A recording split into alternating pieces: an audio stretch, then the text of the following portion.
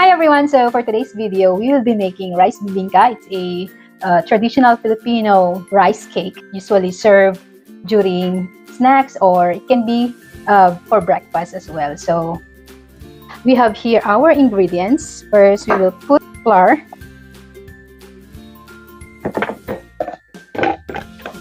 and baking powder. We have the sugar. By the way, guys, the ingredients I will post it in the description box. Mix lang natin. I will try to speak in English, although I'm not really that fluent kasi nga ang hirap. Then we'll put half teaspoon of salt. Ayan, so for the flour, I use rice flour, by the way, but you can also use the all-purpose flour. Ayan, mix lang natin. The coconut milk.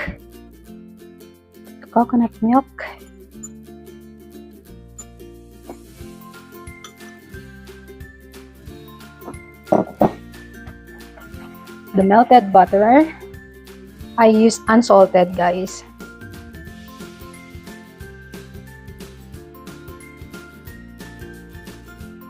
The eggs.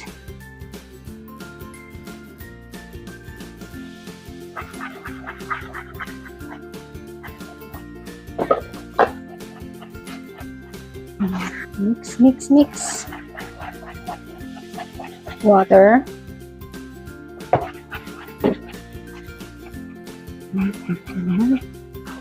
Mix lang natin, guys, para yung flour is ma-combine dun sa mixture natin. And by the way, yung flour is rice flour. It's different from glutinous rice. If you don't have rice flour, kagaya ng sinabi ko, pwede rin all-purpose flour. Ayan, combine na siya, guys. And then, lagay natin yung cheese. Wala akong Eden cheese. Kasi yung Eden cheese, yun yung usually na nilalagay dito sa bibingka. Ang ginamit ko ay white cheddar cheese. Kasi yun yung available dun sa my fridge namin. Ang bango niya, guys. Naamoy ko yung coconut milk. Yung gata. Okay. Next is, wala akong ensaymada molder. Actually, yung bibingka, it's supposed to be like, yung molder niya is mas malaki. So, wala kasi akong molder na ganun, guys. So, I'll be using a muffin molders. Tapos, nilagyan ko na lang ng paper cup liners.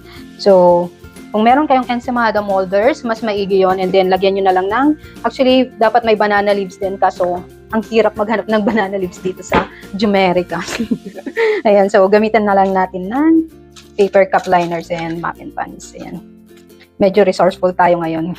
Araw na to.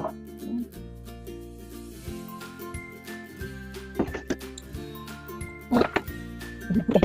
So, halfway through sa baking natin, maglalagay ako ng salted egg. Pampalasa. Or, before nyo i-bake, guys, lagay nyo na yung salted egg. Sa akin kasi, nilagay ko halfway bake. Ayan. Or, you can also put cheese halfway through. Ayan. We will put it back sa ating oven.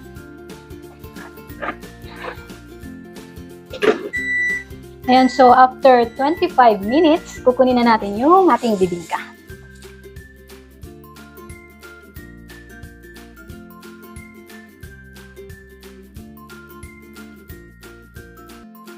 I-rest lang natin siya ng mga 15 minutes. Ito, tikman natin yung cheese. Cheese! Ano guys? Ano ba ito?